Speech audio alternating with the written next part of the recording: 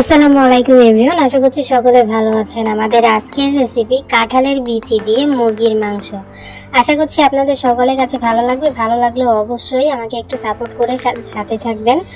আর মুরগির মাংস দিয়ে কাঁঠালের বিচি খেতে কিন্তু অনেক মজা, অনেক টেস্টি হয়। আপনারা বাড়িতে অবশ্যই ট্রাই করে দেখবেন। যারা মুরগির মাংস খান না অথবা কাঁঠালের বিচি দিয়ে কখনো খাননি, অবশ্যই একবার হলেও ট্রাই করবেন। এখন যেহেতু কাঁঠালের সিজন চলতেছে, তো আমি চেষ্টা করেছি ভালোভাবে কাঁঠালের বিচি দিয়ে খুব সুন্দর একটা রেসিপি আপনাদের সামনে তুলে ধরার। তো চলুন দেখে আসি আমি কিভাবে কাঁঠালের বিচি দিয়ে মুরগির মাংস রান্না করব। তো কাঁঠালের বিচি দিয়ে মুরগির মাংস রান্না করার জন্য আমি প্রথমে চলে এসেছি চুলায় একটা কড়াই আমি বসিয়ে দিয়েছি। কড়াইটা গরম করে আমি এখানে পরিমাণ মতো সয়াবিন তেল দিয়ে দিলাম। তেল দিয়ে আমি এখানে কিছু পেঁয়াজ কুচি দিয়ে দিচ্ছি। পেঁয়াজ কুচি দিয়ে অনবরত নেড়ে চেড়ে একটু নেড়ে নিব, 1 মিনিটের মতো যখন নাড়াচাড়া হয়ে যাবে তখন এখানে দিয়ে দিচ্ছি 4টা লবঙ্গ আর হলো 2টো তেজপাতা। এখন খুব সুন্দর করে নেড়ে চেড়ে আমি পেঁয়াজটাকে ভেজে নিব। আর পেঁয়াজটা যতক্ষণ না পর্যন্ত একটু ব্রাউন কালার হয়ে যাচ্ছে ঠিক ততক্ষণ পর্যন্ত আর কি পেঁয়াজটাকে ভেজে নিতে হবে। পেঁয়াজটা যখন ভাজা হয়ে গেছে তখন আমি এখানে দিয়ে দিচ্ছি 1 চামচ হলো রসুন বাটা আর 1 চামচের মতো আছে হলো আদা বাটা। আদা রসুনটা দিয়ে আমি আবারও খুব সুন্দর করে নেড়ে চেড়ে ভেজে নিব যতক্ষণ না পর্যন্ত রসুন এবং আদার কাঁচা গন্ধটা চলে যাচ্ছে ঠিক ততক্ষণ পর্যন্ত। তো অনবরত নেড়ে চেড়ে আমি নিয়েছি। আর এখানে দিয়ে দিচ্ছি কিছু একটু পানি দিয়ে দিচ্ছি যাতে মশলাটা পুড়ে না যায়, তার জন্য পানি দেওয়ার পর আমি এখানে দিয়ে দিব স্বাদ মতো লবণ, অর্থাৎ 1 চামচ দিয়েছি আমি, 4 চামচের 1 চামচ লবণ দিয়েছি। দিয়ে দিচ্ছি 1/2 চামচ হলুদের গুঁড়া আর ফুল 1 চামচ লাল মরিচের গুঁড়া।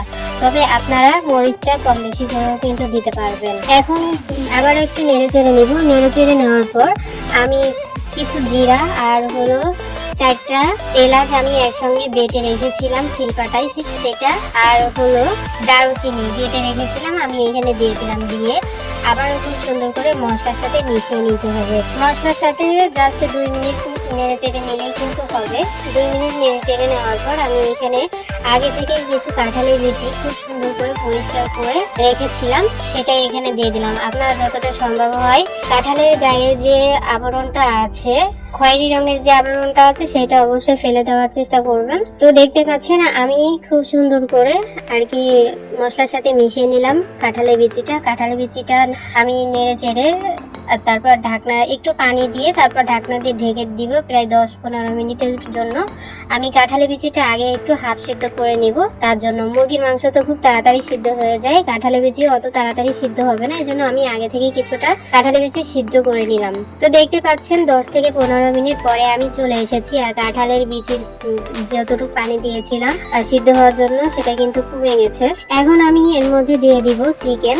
খুব সুন্দর করে ধুয়ে পরিষ্কার করে রেখেছিলাম আগে থেকে চিকেনটা আমি এখানে দিয়ে দিলাম। দিয়ে অনবরত একটু নেড়ে চেড়ে নিতে হবে, নেড়ে চেড়ে ঢাকনা দিয়ে ঢেকে দিব। আর এই চিকেন থেকে এক্সট্রা যে পানি বেরোবে এটা দিয়েই কিন্তু আমরা মাংসটাকে কষিয়ে নিব। আর প্রায় 15-20 মিনিট পর্যন্ত আর কি অল্প আছে আমি চিকেনটাকে কষিয়ে নিয়েছি। আর 15 মিনিটের জন্য ঢাকনা দিয়ে ঢেকে দিব। আর এরই মধ্যে কিন্তু আমি কয়েকবার নেড়ে চেড়ে দিয়েছিলাম আর অল্প আছে আমি কষিয়ে নিয়েছিলাম। তো দেখতে পাচ্ছেন আমি কাছ থেকেও দেখিয়ে দিচ্ছি যে আমার চিকেনের যে পানিটা, এক্সট্রা পানিটা, সেটা কিন্তু শুকিয়ে গেছে। শুকিয়ে একদম কষিয়ে নিয়েছি আমি মাংসটাকে। এখন আমি পরিমাণ মতো আবারও পানি দিব, মাংস যা আছে তার থেকে আরো ডাবল করে আমি পানি দিব। যে কোনো তরকারি যদি বেশি পানি দিয়ে একটু রান্না করা যায় তাহলে আমার কাছে তো বেশ ভালো লাগে, আমি জানি না আর কার কাছে কেমন লাগে, এই জন্য আমি বেশি একটু পানি দিয়ে একদম হাই ফ্লেমে করে আমি রান্নাটা শেষ করে নিব। তো মাঝখানে 10 মিনিট পরে আমি এখানে 3টা কাঁচামরিচ দিয়ে দিচ্ছি জাস্ট ফ্লেভারের জন্য।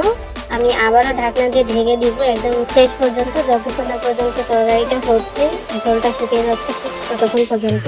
তো দেখতে পাচ্ছেন প্রায় আধা ঘন্টা মতো আমি কিন্তু ঝোলের পানি দিয়ে তারপর আর কি রান্নাটা করে নিয়েছি একদম হাই ফ্লেমে। আর চুলার আঁচটা আমি অলরেডি এই পর্যায়ে এসে বন্ধ করে দিয়েছি, কারণ আমাদের তরকারি কিন্তু হয়ে গেছে। আর এতটুকু ঝোলের প্রয়োজন, এর থেকে বেশি বা কম রাখা যাবে না, কারণ এতটুকুই ঝোলই প্রয়োজন।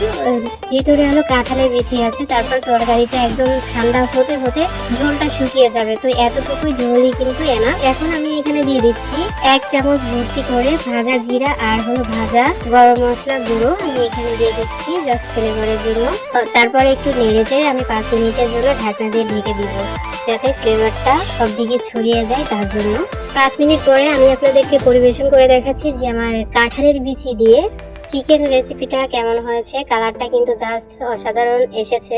আপনারা বাড়িতে ট্রাই করবেন, তাহলে কিন্তু হবে। আচ্ছা, আমি আরেকটা কথা বলে রাখি যে আপনারা যখন কাঁঠালের বিচি দিয়ে চিকেন রান্না করবেন, তখন চেষ্টা করবেন চিকেনটা ইনস্ট্যান্ট বাজার থেকে এনে যাতে রান্নাটা আপনারা করতে পারেন, মানে করবেন আর কি। আর চিকেনটা যদি সদ্য রান্না করা হয় তাহলে কিন্তু অনেক বেশি মজা লাগে। ফ্রিজের কোনো জিনিসই খুব বেশি একটা ভালো লাগে না, এই জন্য আপনারা চেষ্টা করবেন বাজার থেকে এনেই এমনি রান্নাটা কমপ্লিট করার।